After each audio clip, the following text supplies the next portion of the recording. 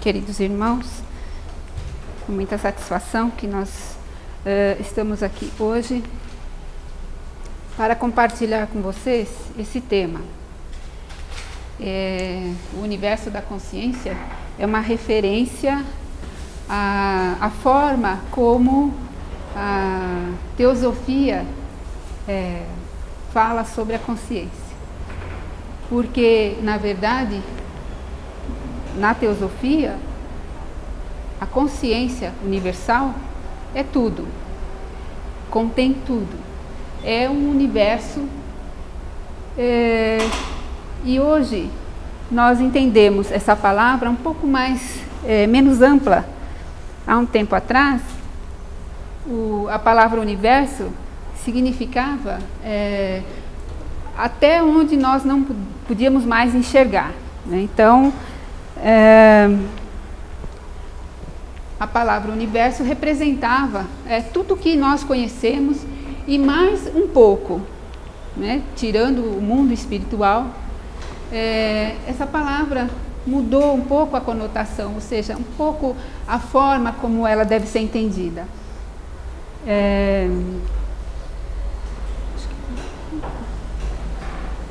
Então, quando nós falamos do universo das formigas, o universo dos seres humanos, o universo se referindo ao cosmos, o universo de uma simples célula, né? Nós estamos falando então de um mundo, um pequeno mundo. E o fato é que eu recebi alguns feedbacks sobre essa palestra que eu proferi por ocasião do Simpósio do Saber Universal, no mês passado, no dia 22.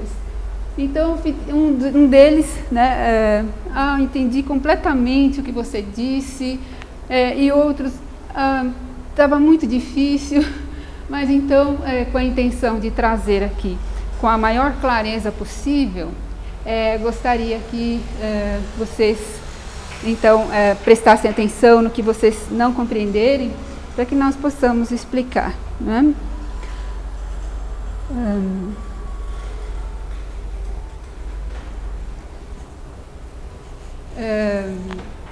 Iniciamos então com a ideia da vida por si mesma, a vontade de viver. Vocês já ouviram falar nos cursos de teosofia sobre essa palavra Trishna, né? Então, aquela vontade de viver, e nada pode assim fazer um paralelo com essa vontade, porque é algo único, é algo do ser interno, é algo da centelha, da pequena centelha que habita cada ser. Vejamos, a vontade é o fator de suprema importância em todo o trabalho oculto e crescimento espiritual. Então, se faltar a vontade, possivelmente nós poderíamos chegar até um certo ponto desse caminho espiritual, mas nós não nos encontraríamos com aquele ser que nós desejamos, né? O plano físico é o mundo por excelência para o treinamento da vontade, pois a sua própria matéria tem uma preponderância de guna tamásica, a qualidade de inércia ou resistência. Isso que quer dizer? Guna é um dos movimentos da existência, e tamásica diz respeito à inércia. Isto porque ela é um reflexo longínquo do plano da vontade divina, onde essa vontade é como uma corrente brilhante e irresistível, Assim, as dificuldades e problemas da vida são destinados a induzir em nós a expansão de nosso Atma, ou inteligência e vontade. Atma, nós poderíamos traduzir por espírito. Então, nós entendemos que a nossa vontade é algo irradiado, é algo que nós não conseguimos explicar, porque nós temos uma fonte de existência e daquela fonte tudo é emanado. Então, esse movimento que é a vontade, do ponto de vista teosófico, vai um pouco mais além do que de um simples desejo ou vontade de algo. A vontade, ela está efetivamente participando de toda a criação, a partir de certos movimentos.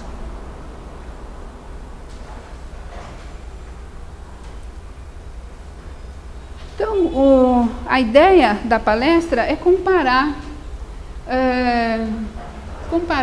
o que a ciência conhece e entende por consciência e o que a teosofia entende por consciência, o que ela ensina sobre a consciência. Embora os textos que dizem respeito à parte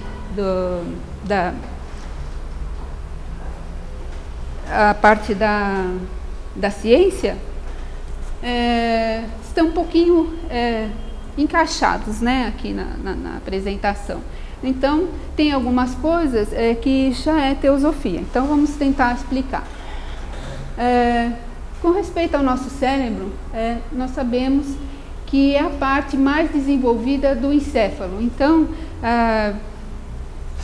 o encéfalo, ele abriga o cérebro, né? Então, ele está um pouco externo ao cérebro.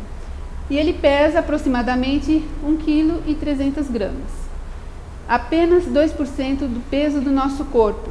Porém, apesar disto, recebe cerca de 25% do sangue que é bombeado pelo coração. Com um aspecto semelhante, ele tem um aspecto semelhante ao miolo de uma noz, como nós já vimos, né? Sua massa de tecido cinza rósea apresenta duas substâncias diferentes, sendo uma branca na região central e uma cinzenta, da qual se forma o córtex cerebral. Então, dessa massa sai esse ponto importante que é o córtex cerebral. A superfície do cérebro, o córtex cerebral, é composta por 6 camadas de neurônios, células do sistema nervoso, responsáveis pela condução do impulso nervoso. Então, é o que acontece normalmente no nosso corpo. Esses impulsos nervosos, eles percorrem o nosso sistema nervoso mais ou menos a 400 km por hora. Então, esses impulsos que fazem aqueles lampejos, né? E que formam então algo que os cientistas estão procurando saber melhor como é que funciona essa integração de cérebro, sistema nervoso, né? Na verdade, o cérebro é uma parte do sistema nervoso, mas, enfim, como a consciência se processa dentro desse sistema.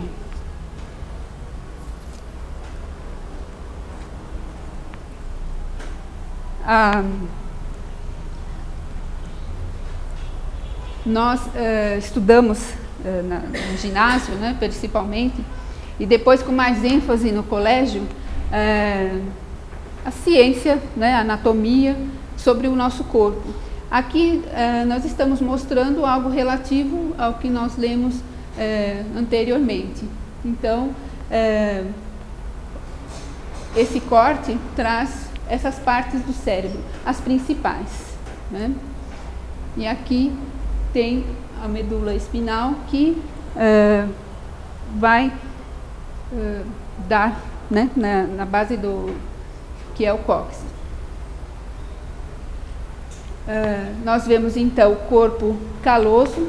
O corpo caloso é de extrema importância para que os dois hemisférios funcionem e com bastante atividade, que funcionem completamente bem, né? Então, essa é a ponte entre os dois hemisférios, o esquerdo e o direito. Nós temos o córtex cerebral, os ossos do crânio, as meninges, né? Que quando inflamam, ocasionam aquela doença meningite, a epífise, uma das glândulas principais, esses lobos, né, que são as partes divididas do cérebro, né, o cerebelo, o bulbo, a ponte, a hipófise, uma glândula importantíssima que produz hormônios e que organizam as demais glândulas, o hipotálamo e esse lobo frontal, que é essa parte da frente, e o cérebro, que é essa parte apontada. Os lobos cerebrais. O córtex cerebral é dividido em áreas denominadas lobos cerebrais, cada uma com funções diferenciadas e especializadas. Então, cada parte tem uma função e a sua importância. Na região da testa está localizado o lobo frontal, na área da nuca está o lobo occipital, na parte superior central da cabeça localiza-se o lobo parietal e o lobo temporal é encontrado na região lateral sob a orelha. Aqui nós vemos então a divisão em 4 lobos.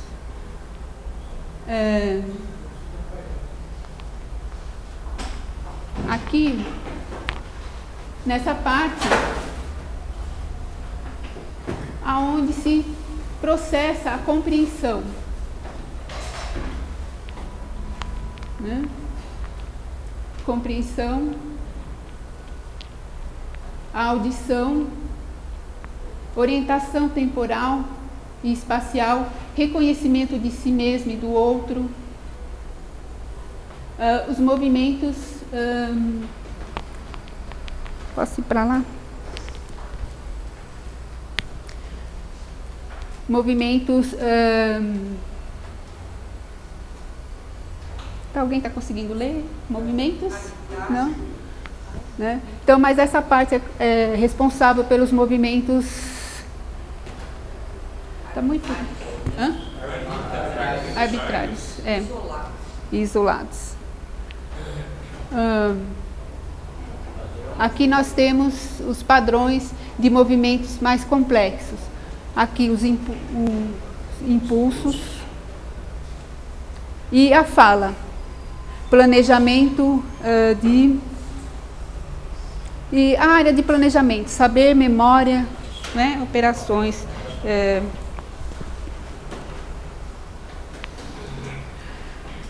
Então, o sistema nervoso, com as suas conexões, a saber, o córtex cerebral, tálamo, hipotálamo, sistema límbico, o cerebelo, nervos cranianos e medula espinhal, o sistema reticular ativador do tronco encefálico. Espera, está faltando alguma coisa. Com suas conexões com todo o sistema nervoso central, então, o sistema reticular ativador do tronco encefálico controla a atividade elétrica cortical. Então, sem esse controle, sem essa atividade elétrica, o nosso corpo não tem nenhuma vitalidade, né? Então, precisa dessa administração de energia, né, que possa passar pelos sistemas, os dois sistemas nervosos, né? Sendo que o sono e a vigília, a sensibilidade, como a atenção seletiva, atividades motoras, somáticas complexas que envolvem centros reflexos, como o respiratório, o vasomotor e o locomotor, o sistema nervoso autônomo e o eixo hipotálamo e hipófise, controlando o sistema neuroendócrino. Então, esse sistema da máxima importância faz com que os nossos hormônios, né, sejam administrados da forma devida. O sistema nervoso central, o sistema nervoso autônomo, consiste em bilhões de neurônios, aliás, trilhões de neurônios. Aqui nós vemos um momento em que há aquele lampejo, né, onde ocorre a sinapse. Pesquisas neurofisiológicas demonstraram que o sistema reticular ativador é o principal mecanismo responsável pelo estado de vigília e de sono. Então, a ciência também chama de formação reticular. Então, esse sistema, ele trata, e ele funcionando faz com que nós estejamos em vigília. E em outras condições, controlam também o estado de sono. Estando em conexão íntima com os centros hipotalâmicos da vigília e do sono. Então, tem uma parte do cérebro que é específico para essas funções. O sistema reticular ativador é o responsável pela regulação do nível de vigilância. Então, por exemplo, se você está dormindo e alguém acorda, aquele sistema está funcionando, né? Porque de outra maneira, em sono profundo, às vezes a pessoa demora a acordar. E mesmo sob condições adversas, como por exemplo o uso de drogas com consequências, né, para o cérebro, que não funciona absolutamente de maneira integrada. Nesse particular, as diferentes gradações da vigilância correspondem a diferentes graus de consciência. Então, isso é extremamente importante, porque isso significa o quanto nós podemos ter consciência, o quanto nós estamos conscientes em relação ao nosso corpo, em relação ao meio ambiente, em relação a qualquer coisa. Então,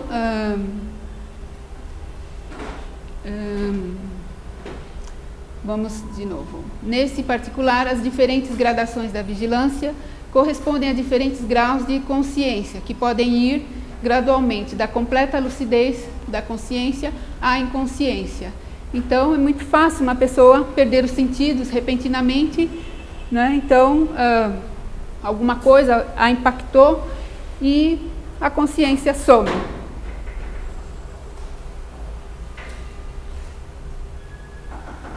Aqui nós temos as partes estudadas e onde se reconheceu que essas funções ocorrem. Por exemplo, fazer cálculos matemáticos naquela área, a escrita, a fala, preferências motoras lateralizadas, leitura, identificação de objetos e animais, compreensão linguística, relações especiais qualitativas. Então, nesse hemisfério, no outro, a prosódia, compreensão musical, compreensão prosódica, reconhecimento de categorias de pessoas, reconhecimento de categoria de objetos, relações espaciais quantitativas. Então, mas mesmo que essas funções, essas atividades ocorram separadas no hemisfério esquerdo e outras no direito, o cérebro sempre trabalha de forma integrada. Então, por exemplo, em casos que a pessoa sofre algum tipo de, vamos dizer assim, de lesão, então é possível que certas partes do cérebro, em concatenação, em trabalho com o sistema nervoso, possa realizar determinada tarefa, não sem algum tipo de resultado negativo. Por exemplo, se a pessoa pode fazer, por exemplo, um planejamento, alguma coisa em relação a um plano mentalmente, Mas quando ela vai executar esse plano, ela tem problemas motor. Então, as partes do cérebro que deveriam proporcionar a ela condições motoras não funcionam.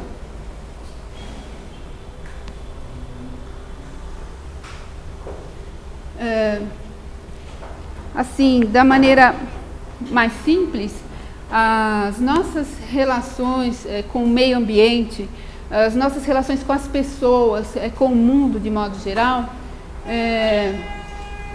elas são bastante diversificadas, né?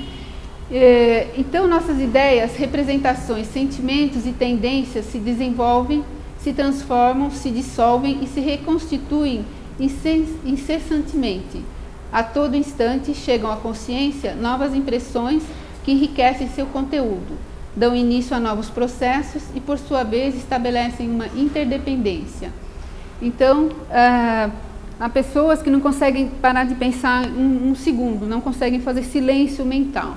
Então, não são apenas essas pessoas, mas, por exemplo, um trabalho que você esteja fazendo, qualquer atividade, requer essa situação, né? Então, um sentimento, por exemplo, que você está trabalhando ali há meses, alguma coisa que você está desejando, pensando, né? Ela nasce, ela se transforma, vai se transformando em outra coisa, às vezes você nem está percebendo que formato aquele sentimento, aquele pensamento está tomando. E então isso acontece mesmo que você tenha, por exemplo, o hábito de seletividade. Então você é seleto com os seus pensamentos, rigoroso com os seus sentimentos, mas chegam a todo momento a uma determinada, para a ciência, uma determinada parte do cérebro, essas impressões vão sendo enriquecidas e vão se transformando.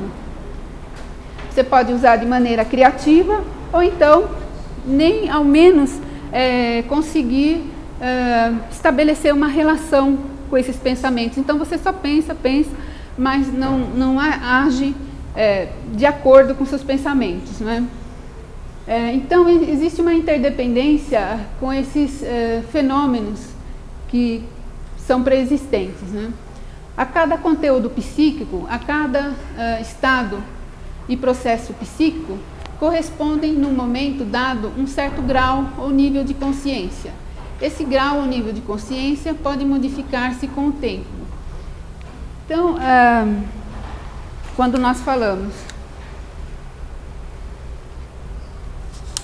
de nível de consciência, nós poderíamos usar o exemplo de quando um ser humano é criança, né? Então, como nós podemos medir o desenvolvimento de uma criança em termos de consciência? Quando é que uma criança passa a ter consciência de alguma coisa?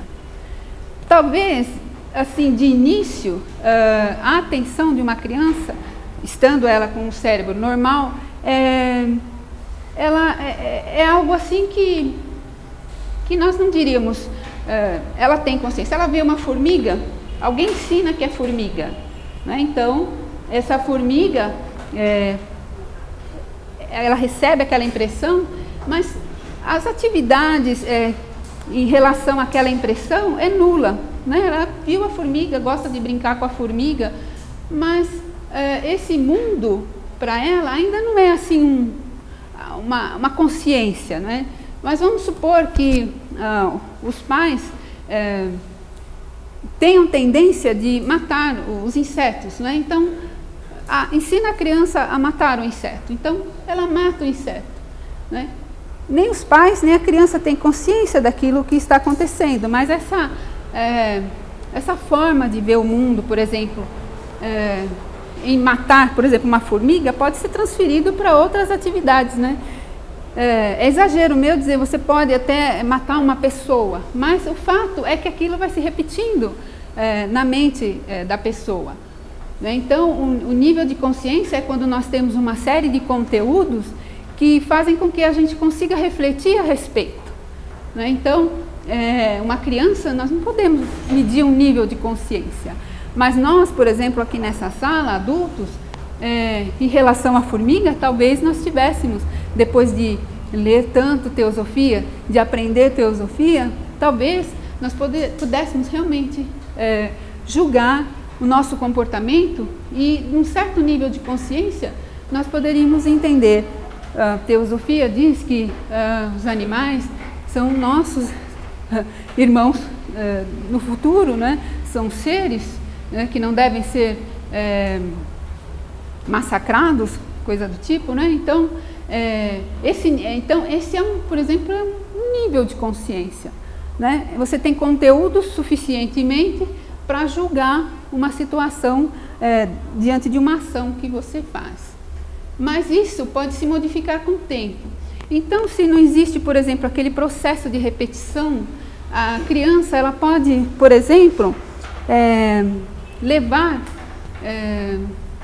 para outros campos, né, aquilo que foi ensinado para ela. Por exemplo, ela pode mudar de ideia em ação com os colegas de escola, em ação com outros amigos, com outras pessoas que venham a cuidar dela. Então, ela pode mudar. Então, esse nível de consciência ele vai se modificando. E a pessoa pode ter essa consciência moral, mas isso pode abaixar ou pode aumentar.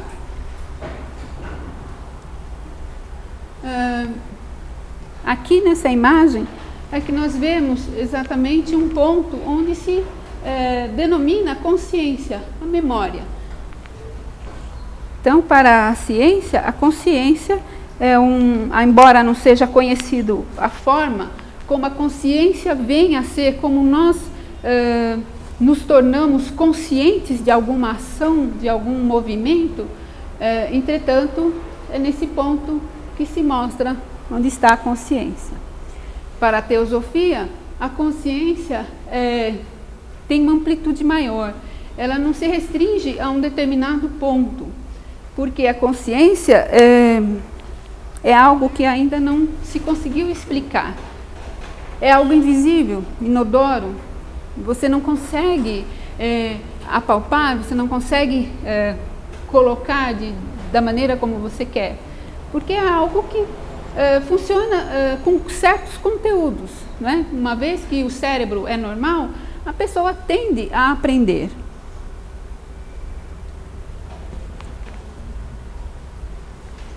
Nessa tabela, nós temos algumas funções e... Epa. Ai. Obrigada. Nessas funções, existem as funções em determinadas áreas e os efeitos das lesões nessas áreas.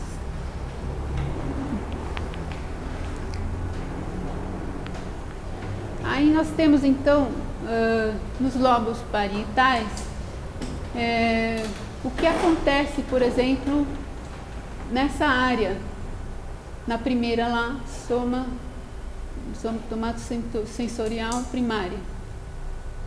Recebe as informações que têm origem na pele e nos músculos. E o efeito das lesões, anestesia cortical, perda de sensibilidade tátil, térmica e da dor. Então, quando ocorre uma lesão em determinado local, é certo que os cientistas se negam, por exemplo, a perceber que existem outras atividades em relação ao corpo físico, que ele possui outros veículos, né, que, por exemplo, para a teosofia, a consciência é algo que acontece no corpo mental.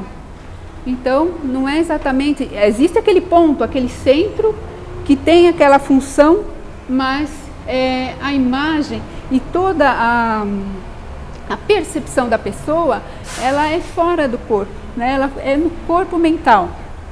Né? Então, não é exatamente, mas existe aquele ponto que eles estão estudando, mas o corpo físico, ele tem as suas funções e podem ser podem ser, por exemplo, aumentadas as capacidades se os nossos corpos, os nossos veículos estiverem ativando, por exemplo, através dos chakras, os nossos órgãos.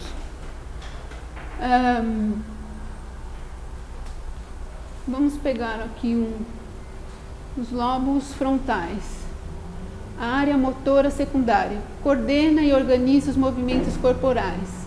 Então, em caso de lesão, apraxia, incapacidade de coordenar movimentos numa sequência, por exemplo, vestir-se. Então, a pessoa ela fica realmente sem condições de usar o seu corpo.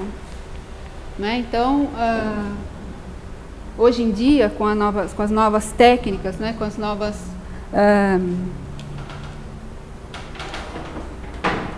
com as novas metodologias, muitas coisas já têm melhorado em relação ao corpo. Mas, por exemplo, dependendo do nível da lesão, das condições em que está a parte física, não há retorno.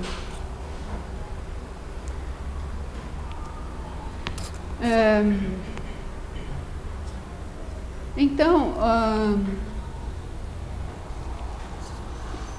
aqui é para mostrar o local de onde depende a parte do sono e da vigília, Não é nem propriamente no cérebro, mas nessa parte aqui.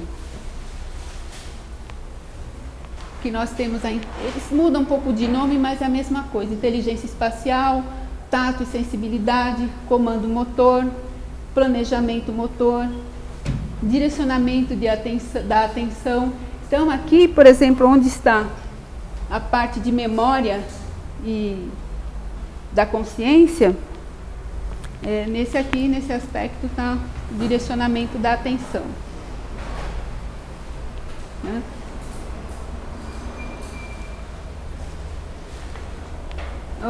Os cientistas, estudando o cérebro, verificaram que ele evoluiu.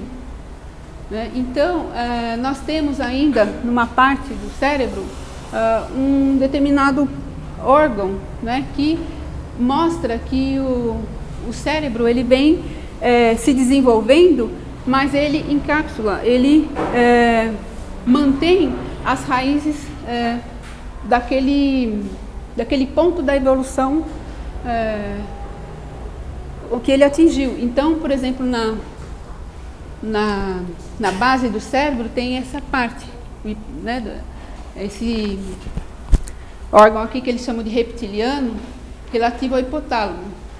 300 milhões de anos, instintos, agressividade, e corresponde ao cerebelo e ao tronco encefálico. Então, essa parte passou, tá aqui, Essa parte passou, mas ela existe lá sem uma função atualmente. Pode ser que também esteja relacionado aos nossos movimentos de agressividade em relação à parte do controle emocional. Depois, nós tivemos esse sistema paleomamífero límbico 10 milhões de anos. Então foi desenvolvido a emoção,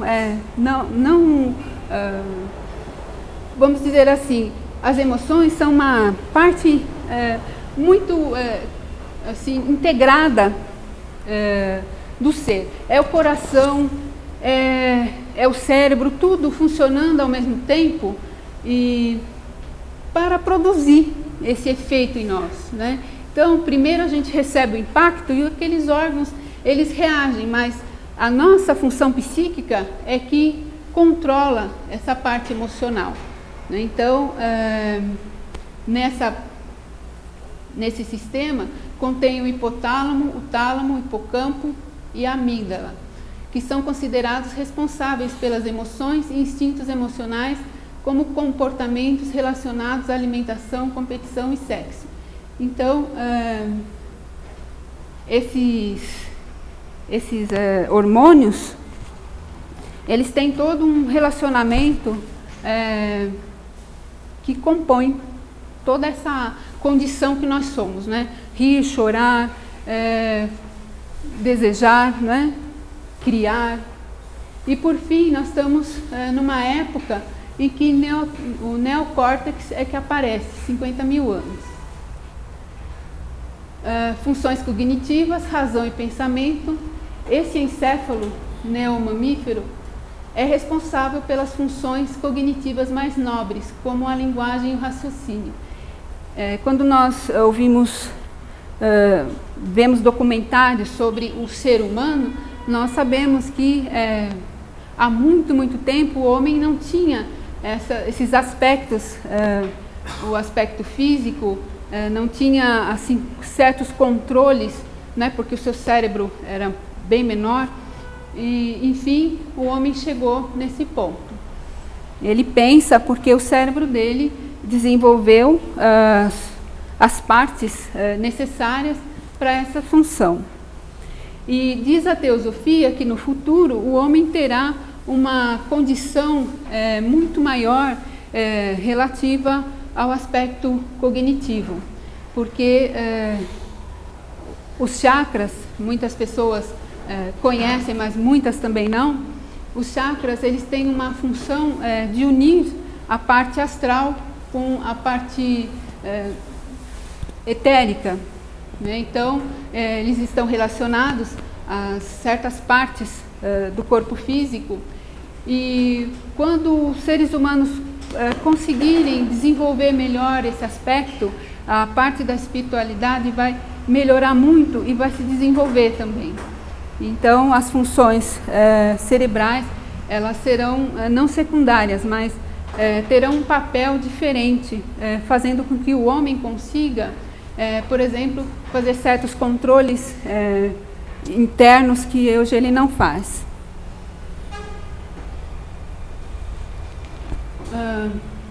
Então, diversos tipos de memória estão associados a diferentes áreas do cérebro. Então, temos lá essa parte amígdala e memórias emocionais relacionadas com medo, por exemplo. Então, quando a gente fala de memória, a gente só tem noção de uma memória geral, mas o corpo é muito complexo, então ele tem sido estudado de uma maneira, mas muitas coisas ainda estão por conhecer. Esse 2, o hipocampo, a memória episódica, coleção de eventos na vida de uma pessoa. É a memória de experiências de vida centradas no próprio. Guarda também a memória semântica, conhecimento de eventos e números, ou a capacidade de reconhecer amigos. O 3, o cerebelo, memórias processuais, onde está guardada a informação para o desempenho de determinadas ações, como andar de bicicleta, conduzir ou usar uma caneta. O córtex pré-frontal, memória de trabalho, processo temporário de armazenamento da informação, enquanto esta passa para a memória de longo prazo ou é esquecida. E aqui, o tronco cerebral, que é o 5, é por aqui que a informação vinda do resto do corpo chega. Então, esse tronco, ele faz a parte da ponte. As informações chegam e também partem para o corpo. Então, com o progresso das ciências nesse século, levantou-se novamente a questão da nossa experiência de mundo, da objetividade da nossa vivência. E, por outro lado, do significado desse jeito de ser, no qual geralmente as religiões se opõem à ciência. Então, quando nós ensinamos teosofia, nós vemos que, embora amparada pela ciência, a teosofia coloca novos parâmetros, colocam novas formas de ver o mundo, né? Então, normalmente, essa divisão tende a terminar, porque cada vez mais os cientistas estão curiosos e cada vez mais há cientistas que já deram o braço a torcer e que acham que realmente alguma coisa mais existe além da parte física. No mundo exterior está a única realidade da qual podemos falar, no mundo da nossa experiência. Ela está definida através dos órgãos, dos nossos sentidos e a índole da nossa consciência. Então, essa índole da nossa consciência depende muito do tratamento que nós recebemos durante a vida. O que nós somos hoje, nós somos não exatamente um produto do meio, como dizem, mas nós também fazemos as reflexões internas, nós pensamos. E às vezes, na maior parte das vezes, à custa de muito sofrimento, é que nós temos então uma verdadeira expansão de consciência, porque o sofrimento, não que ele seja algo que nós possamos dizer é bom para as pessoas. O sofrimento é algo da vida, mas provocado mais pela nossa ignorância das situações, das coisas, né? Então, essa consciência que nós deveríamos ter centrada, ela é perturbada pelo psiquismo, ela é perturbada por uma série de coisas, pelos nossos medos, pelas nossas ansiedades.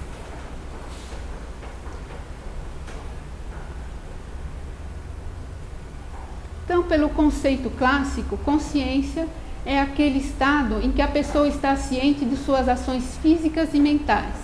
A consciência em si diz respeito à excitabilidade do sistema nervoso central, os estímulos externos e internos, sob o ponto de vista quantitativo, e sob o ponto de vista qualitativo, a capacidade de integração harmoniosa desses estímulos internos e externos, passados e presentes. Então, a consciência para a ciência é essa função de reconhecer, de conseguir usar os sentidos, conseguir captar, né, ter a percepção do mundo e estar ciente dessas ações físicas e mentais.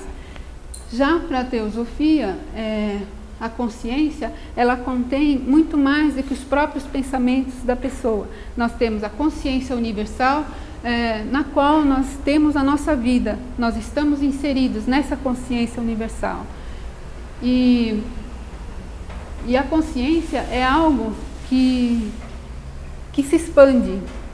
Então, nessa expansão de consciência, as pessoas têm condições de perceber outras vibrações, e essas vibrações trazem novas informações, como por exemplo, a teosofia fala do plano astral, do mundo astral.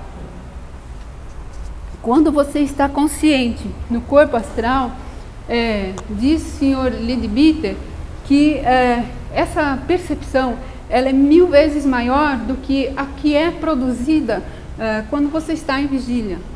É muito, muito maior. Quando você sente medo, esse medo é muito, muito maior. Um desejo e é muito maior.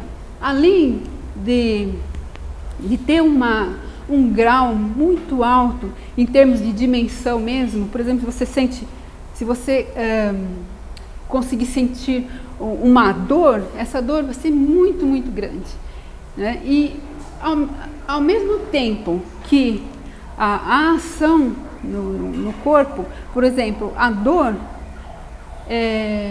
há também uma série de coisas que acontecem no meio ambiente. Então, uma pessoa que já leu, por exemplo, alguns livros que falam das condições que um espírito está, obrigada, que o espírito está em determinados locais, depois que ele partiu dessa terra, é isso, é porque o corpo astral, ele tem a consciência e também as funções que estão no cérebro, elas estão no corpo astral inteiro.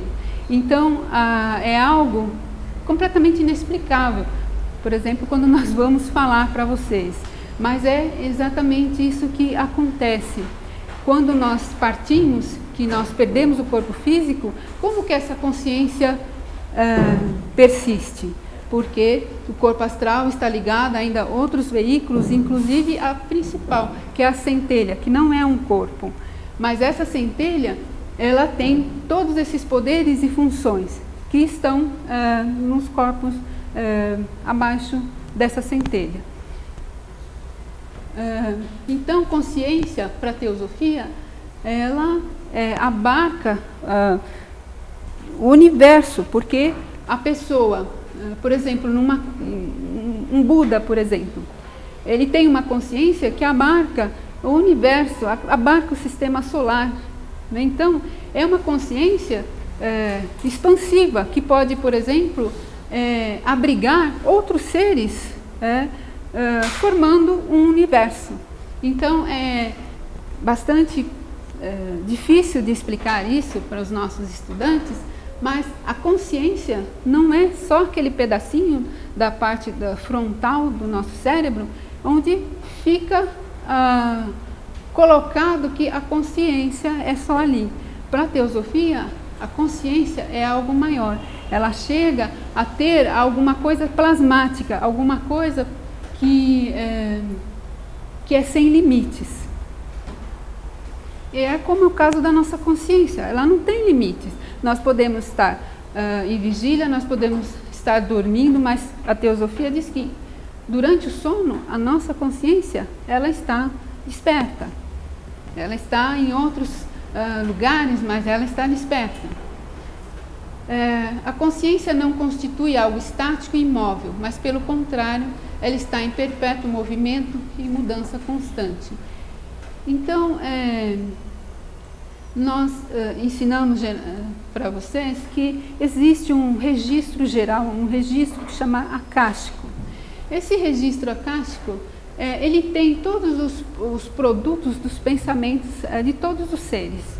E explica a Annie Besant que quando nós estamos pensando, normalmente nós acessamos o registro acástico. Então, aquilo que você está pensando, aquilo que está acontecendo, já aconteceu outras vezes e vai acontecer novamente. Porque o registro acástico é a mente universal.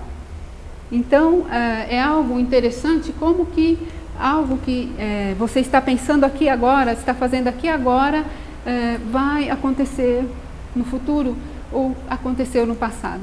Então, para o ocultista, não existe presente, passado e futuro, mas de modo mais consistente, a consciência ela não tem então um centro, né? Porque é algo que, embora pareça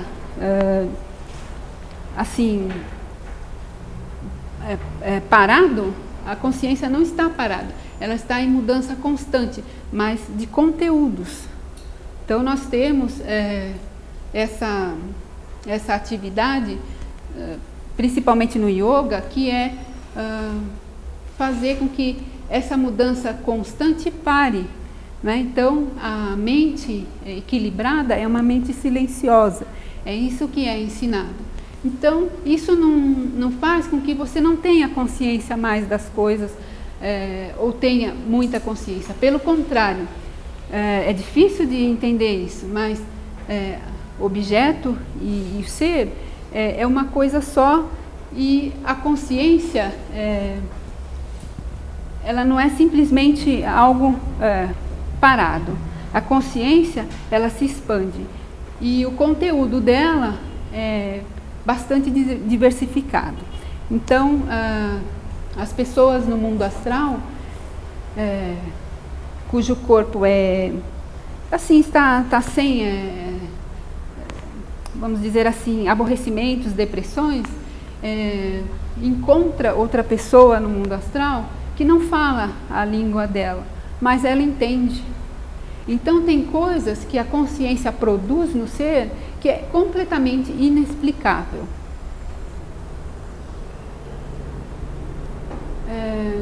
Aqui essa imagem era só para mostrar que o ser humano ele tem muito para aprender. E principalmente se ele considerasse que aprender sobre si vai trazer uma série de benefícios, seria muito bom para a humanidade. Porque quanto mais nós conhecemos a nossa identidade, conhecemos o nosso interior, nós conseguimos produzir resultados melhores. Nós somos pessoas melhores.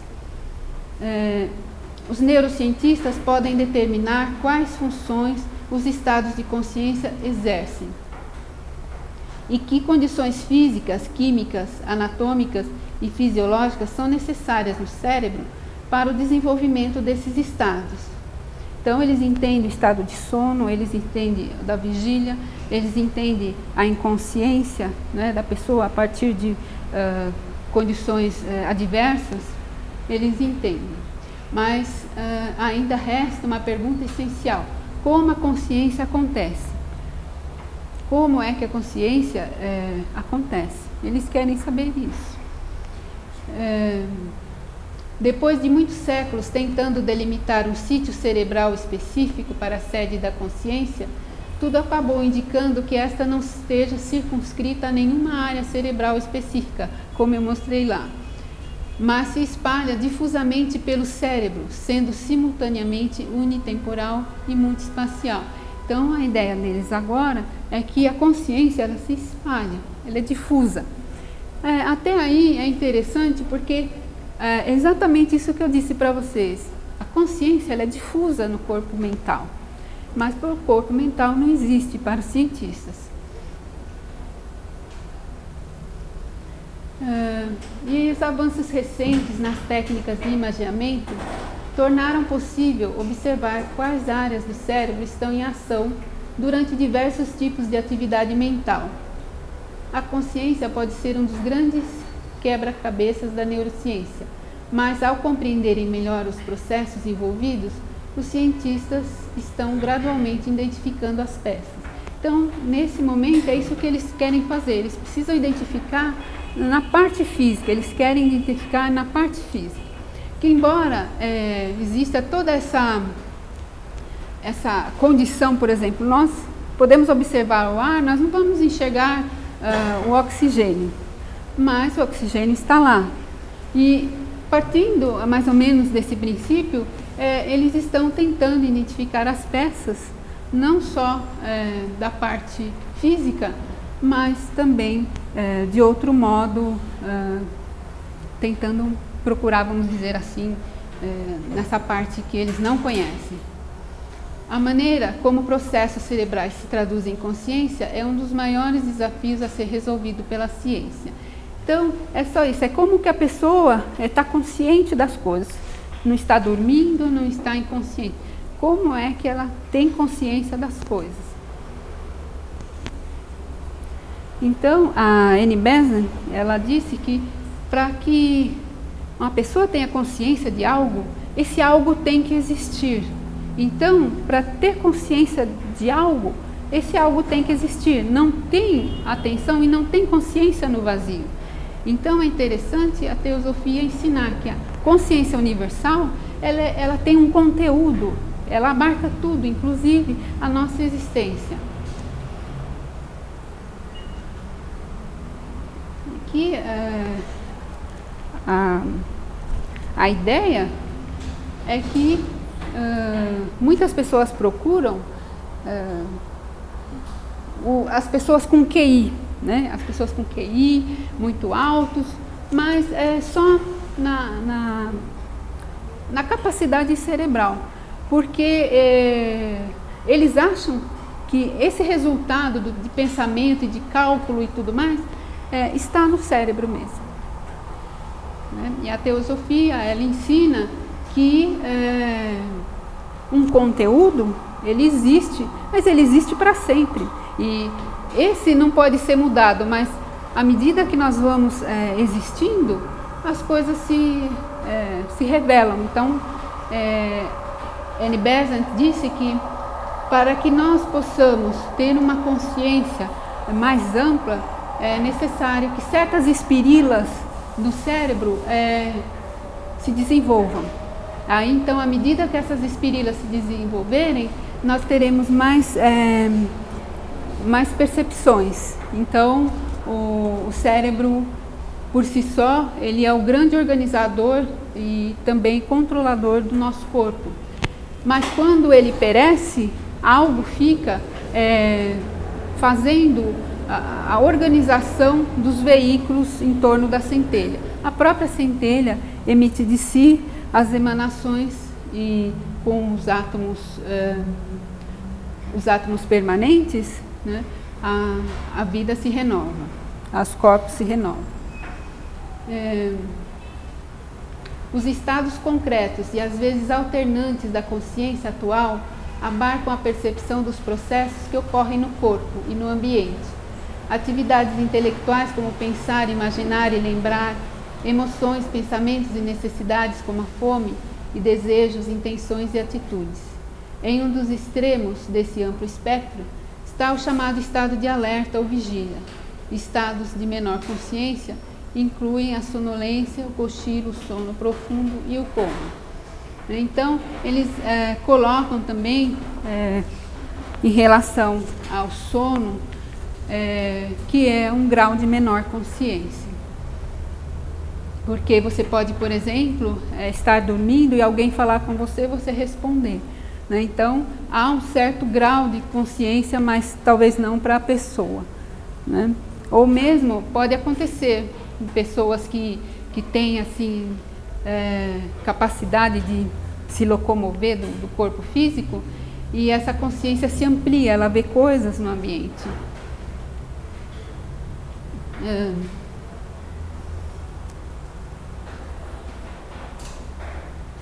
Aqui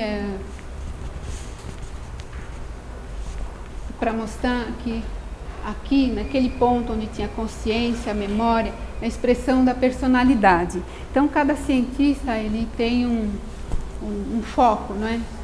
Aqui, a sensação consciente.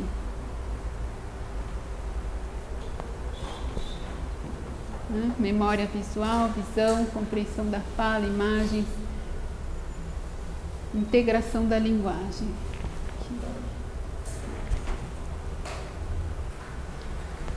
O mecanismo responsável pela formação da consciência no ser humano não encontra nenhuma explicação plenamente satisfatória até o momento.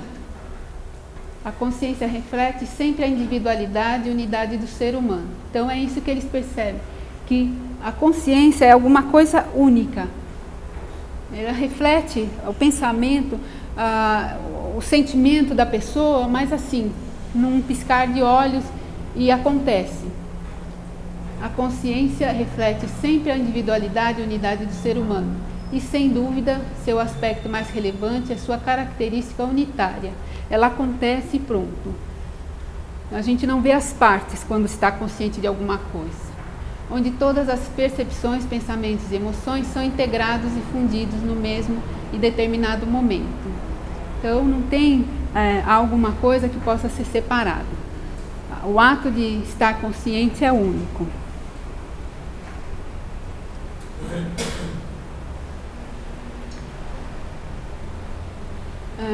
Aqui, do ponto de vista teosófico, no universo só existe uma onisciência, inteligência indivisível e absoluta, que vibra em cada um dos átomos e dos pontos infinitesimais de todo o cosmos, do cosmos que não tem limites e ao qual se dá o nome de espaço, considerado independentemente de todas as coisas nele contidas.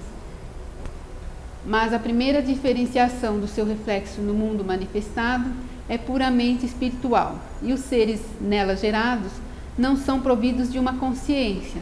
Então, os seres, eles começam sem atividade consciente. Os seres, eles passam de um mundo para outro, mas se desenvolvendo, se transformando. Então, quando saem daquela vida unitária, daquela divindade, não tem uma consciência. Essa consciência vai se desenvolvendo à medida que recebe estímulos. Então, a pessoa, o ser que não recebe estímulos, ele não consegue desenvolver consciência, porque ele não tem atividades. Né? Então, a pessoa, ela precisa desenvolver a consciência sim, mas ela precisa dos estímulos externos. Aí, então, é que os internos vão começar. são providos de uma consciência que tenha qualquer relação com a consciência que nós conhecemos. Não podem possuir consciência ou inteligência humana, senão adquirindo-a pessoal individualmente. Então, se eu falo oi, você não responde oi, então eu fico, né? Então, não tem um relacionamento. Então, essa aquisição pessoal é de mundo em mundo e recebendo estímulos. As plantas recebem estímulos, os animais, os seres humanos. Só com esse estímulo é que a consciência se desenvolve, essa capacidade de perceber. E essa percepção maior, que tipo de estímulo você está chamando? Eletromagnético ou conhecimento espiritual, religioso? Como é que você aborda isso? A percepção, você diz nesse quadro? Sim. Esse tipo de estímulo para a tal da expansão de consciência. Para a pessoa poder ver mais. Então, aqui a ideia é trazer que, do ponto de vista teosófico, a consciência ela não existe se ela não for formada, né, a partir dos estímulos. Mas, uma vez que esses estímulos sejam constantes e diferentes, em algum momento da existência da pessoa, daquele ser, ele vai adquirir capacidades por causa dessas tais espirilas cerebrais, né?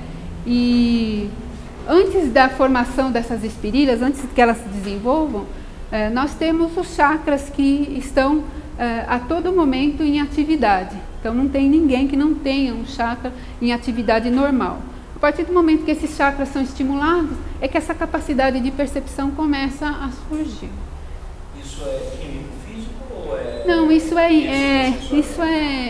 é ensinamento oriental, né? Então, a gente imagina que, então, como deve ser um ser que começa de um mundo, desse universo, dessa onisciência, como é que ela passa de um mundo para outro, a gente vê nessas palestras sobre a evolução, mas ainda nós não temos ideia de qual foi o nosso ponto, de onde, né, que nós viemos, né, esse ponto. Então, do Big Bang para cá, alguma coisa deve ter acontecido de uma maneira que passassem a existir então seres tão diferentes nesse mundo, né? Talvez a resposta do nosso colega, que está aqui no finalzinho, não podem possuir consciência ou inteligência humana se não adquirindo uma pessoa individualmente. A humana, a dos animais é diferente, né? É uma condição diferente, porque eles estão sendo estimulados e estão sendo envolvidos pela alma grupo, que diz respeito aos seres celestiais, aos devas, né? Mas nesse caso era para mostrar para vocês que o ser humano, ele começa sem uma consciência. Sem consciência. Até aí dá até para lembrar do livro dos Espíritos, do Allan Kardec, que diz que o homem, ele começa simples, né? Ele não tem uma inteligência formada, ele vai adquirindo tudo isso, né? Mas não dá detalhes sobre isso, mas a teosofia dá alguns detalhes, né? Então, o homem, como você viu, ele está num período em que a razão e o pensamento foi desenvolvido. Mas a evolução prossegue.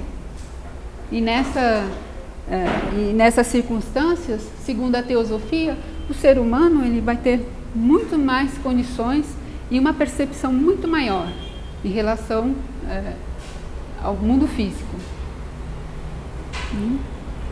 Então, professor, a gente poderia concluir que os estímulos que o nosso colega está querendo saber seria a própria vivência. Durante a vivência, tudo que ocorre seria os estímulos para que a consciência comece a se desenvolver. Então, talvez não esteja muito claro.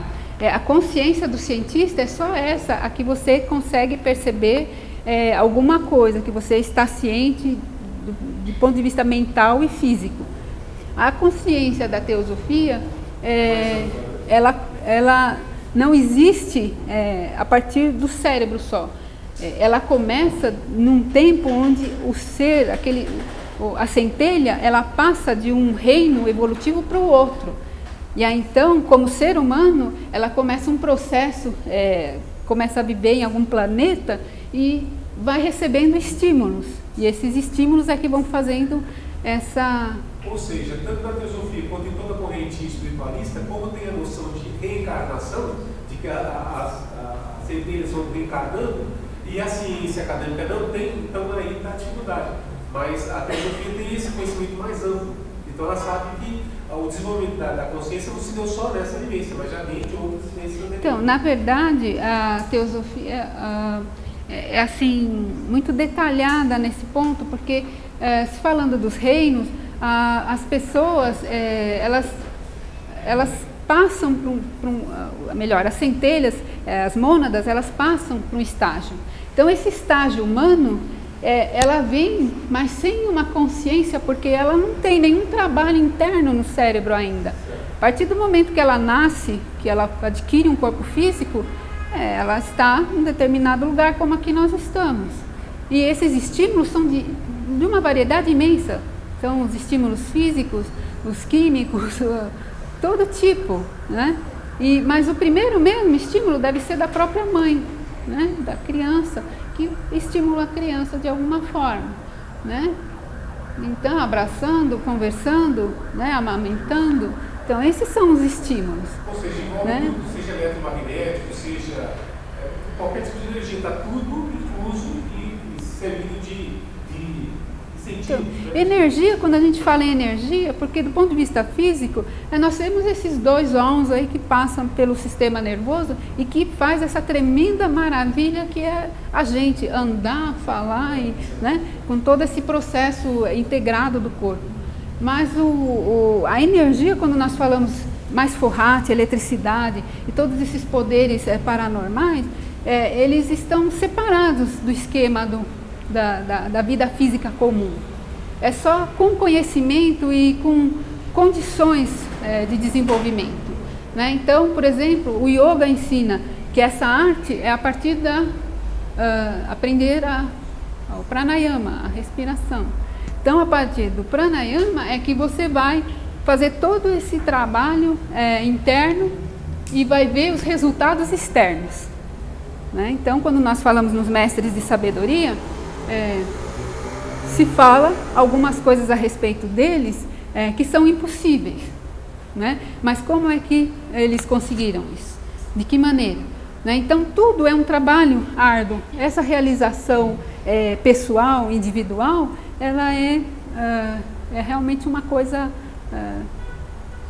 real, né? Ela vale para nós, e aqueles que já conseguiram chegar a um determinado ponto, eles vão fazer com que as outras pessoas que estão caminhando consigam prosseguir e chegar até onde eles chegaram. Mas não param aí, né? Então, isso que é importante entender, que o ser, ele passa de um estágio evolutivo, onde ele era, por exemplo, a centelha habitava o reino animal, mas ele passou para o reino humano, embora os cientistas digam que nós somos do reino animal. Mas o ser humano é muito, muito diferente, né? Aqui estamos em relação de troca com tudo. O mundo é todo comparável a uma rede de relações. Não há nada que não seja afim e que não se relacione com todo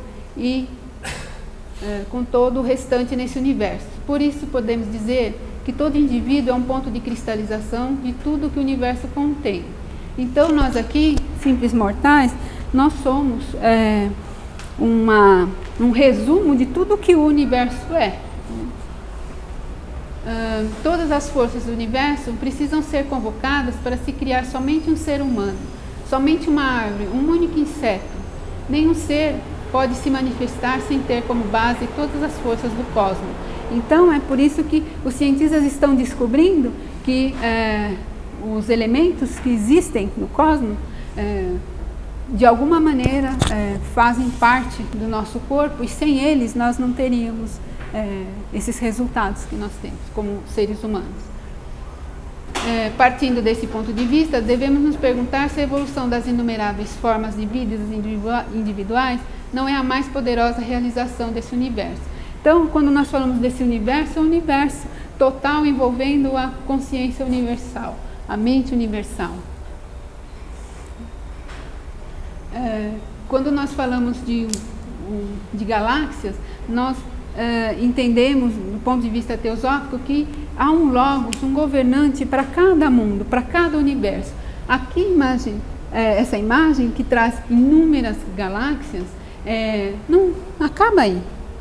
E cada galáxia, naturalmente, tem a sua evolução e o seu governante. Deixa eu ver se eu tenho mais. Vou pular um pouquinho. Assim, do espírito ou ideação cósmica provém a nossa consciência. Da substância cósmica, os diversos veículos em que esta consciência se individualiza e chega ao eu. A consciência de si mesma ou reflexiva, enquanto Forrati, em suas manifestações várias, é o hélio misterioso que une o espírito à matéria, o princípio animador que eletriza cada átomo para dar-lhe vida. Então, para que a nossa consciência seja de fato algo inteligente, que a nossa inteligência se desenvolva, tem que existir alguma coisa, essa ponte. Então não é assim do céu para o cérebro da pessoa, mas é no corpo da pessoa que existem todos esses elementos. Então da ideação cósmica provém a nossa consciência. Então a nossa capacidade de raciocinar, de pensar, ela vem dessa consciência maior, através do cérebro e da integração de todos os veículos que vocês já conhecem. Cada veículo tem um poder. Os diversos veículos em que esta consciência se individualiza e chega ao eu. Então aqui eles estão se falando do corpo astral, do corpo mental, do corpo búdico. Então, quando se chega à consciência de si mesmo, então é que se conseguiu viabilizar e fazer essa ponte, e receber todas essas informações dessa consciência cósmica. Enquanto Forrati, em suas manifestações várias, é o elo misterioso que une o espírito à matéria. Então, Forrati é a eletricidade. Então, sem essa eletricidade, não haveria movimento, não haveria nem vida. Então, a centelha está ligada à matéria, ela está na matéria, mas também o momento que chega de deixar esse corpo, essa centelha também, ela deixa esse corpo e tudo mais volta à Terra. Então, esse é o princípio que eletriza cada átomo e dá vida às centelhas. E também. Então, para finalizar, essa imagem muito bela de um homem que chegou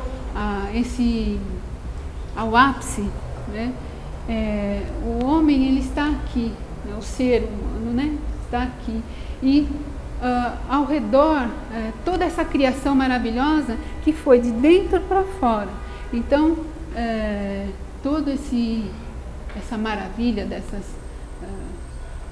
dessas forças, dessas energias, tudo isso tem um movimento, e isso faz parte de um universo que nós não enxergamos, mas que a verdadeira consciência em nós desperta, motiva e faz com que nós cheguemos a essas condições, entende? De vida, que é a realidade do homem interno, né? Mesmo que nós não compreendamos muito bem como essas forças elas vão se mantendo, se estabilizando, mas uma coisa é certa, elas vêm de dentro para fora.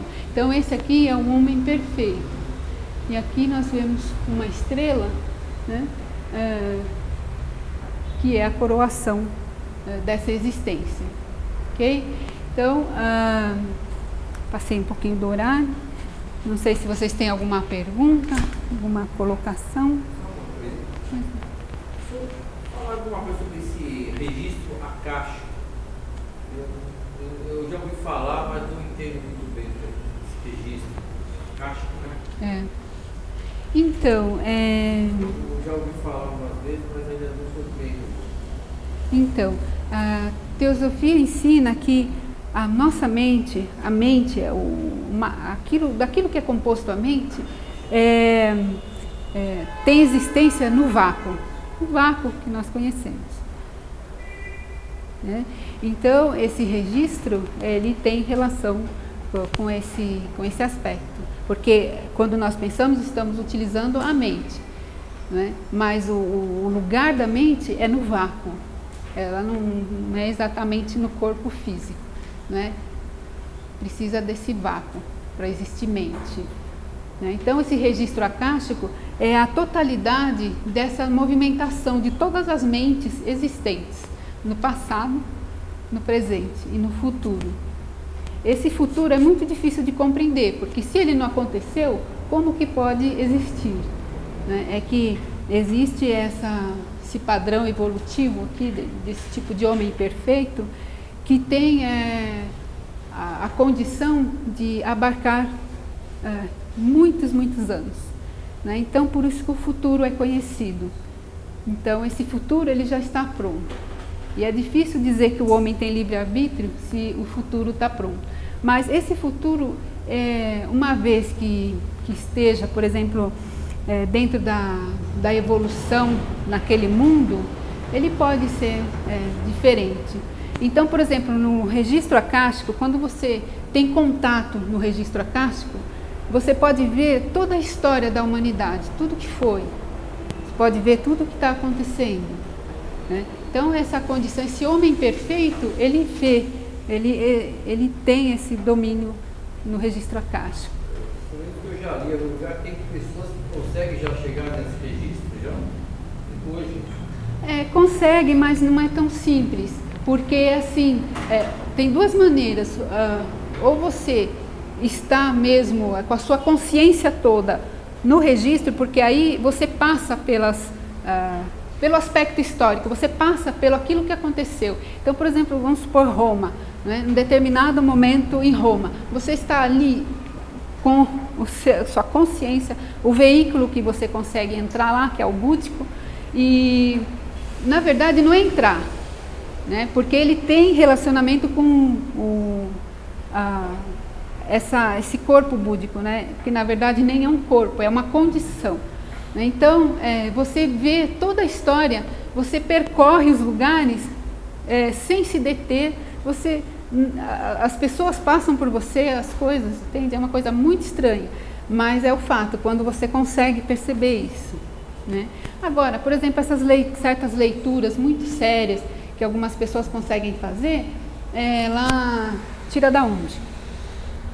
Né? Todas as nossas mentes estão dentro desse registro, todas. Só que algumas têm um acesso muito diminuto. O Leadbeater tinha acesso.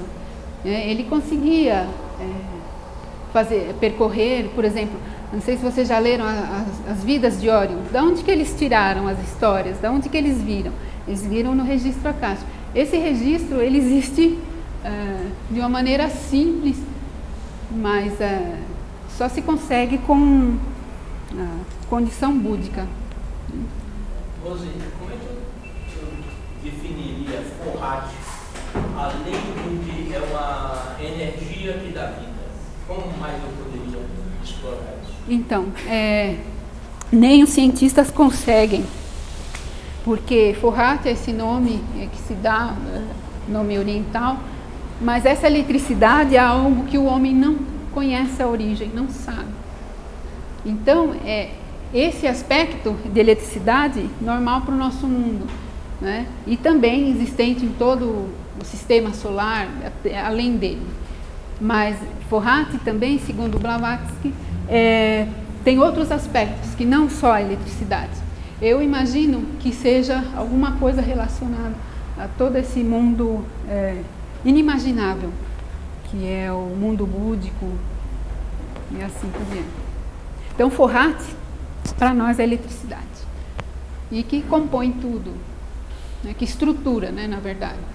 Sem eletricidade não tem estruturação, né? Ok? Tá? Difícil aí. Eu não acredito nessa questão de futuro pronto. Eu acho que isso aí é a prova é que eu não estou no futuro bom. Se existisse uma consciência boa, fundamental, que tivesse previsto um futuro pronto, a gente não estava nesse caos que nós estamos hoje. A gente estaria no futuro bom. Né? Então eu não acredito nisso. E outra coisa, essa questão de que o homem vai conseguir, que o homem é esse? Eu só vejo os sinais de que o homem está evoluindo em vez de melhorando. As exceções, a gente vê o contrário. Eu fico imaginando quando isso vai ser possível, em que situação, em que circunstâncias isso vai acontecer. Então, os mestres de sabedoria, qual o seu nome? Paulo. Então, que os mestres dizem que realmente um encaminhamento da evolução pode falhar, né? Então, algumas coisas podem falhar no caminho da evolução. E aí, então, essas pessoas que dirigem, né, têm o direcionamento e vários trabalhos a fazer na Terra e fora dela, eles precisam trabalhar no sentido de sempre melhorar. Né? Então, quando você não acredita desculpe, a primeira que você falou o futuro pronto. Então, não é incrível isso, é difícil, mas eu até tenho um exemplo pessoal, a gente precisa finalizar aqui, mas eu tenho um exemplo pessoal sobre isso, muito interessante. Mas é que o homem perfeito, ele tem uma integração com todo o universo, em todos os níveis de consciência, ele abarca o nível dos minerais, o nível dos unicelulares, abarca o universo todo. Então, é difícil entender como um ser assim se relaciona com todos os seres. E também chega a ponto de ser, em alguns casos, por exemplo, o governante de sistema solar, que se relaciona com todos os seres ao mesmo tempo. Né? Então, por exemplo, para finalizar, eu queria só dar o exemplo que faz um tempo eu sonhei num lugar muito bonito, cheio de coqueiros e um mar azul muito bonito. Então, eu sonhei aquilo com alguns detalhes. Só depois de uns 12 anos é que eu fui naquele lugar. E eu achei engraçado, porque como é que eu estive lá antes? Como eu sonhei antes? Como eu vi antes? Né? Então, eu compreendi pela teosofia que esses veículos, o astral, o mental, o búdico, têm poderes extraordinários. Então, quando você consegue aquele silêncio interior, consegue interagir, né, com a centelha, que é assim, só se desloca para outro corpo, logo aquela centelha tem aquele poder, e ela retorna para o corpo físico, traz umas migalhas, sonhos, algumas coisas clarividentes, algumas coisas relacionadas ao futuro, mas você não compreende muito bem o que é. Né? Então, esse realmente foi algo que eu vi e que estive num lugar idêntico. Né? Então, muito tempo se passou. Né? Como é que eu fui naquele lugar? Fazer o quê? Né?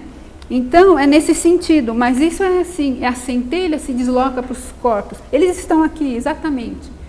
Mas quando aquela forrate na centelha se desloca para o corpo astral, o poder é um. O poder, por exemplo, do Chico Xavier, de uma série de pessoas aí, clarividentes, Lady Bitter. Quando se desloca para o corpo mental, você tem, por exemplo, condições de perceber o que está acontecendo em outro país. Então, é um poder do veículo, que a pessoa ela desenvolve à medida que ela conhece, que ela, né?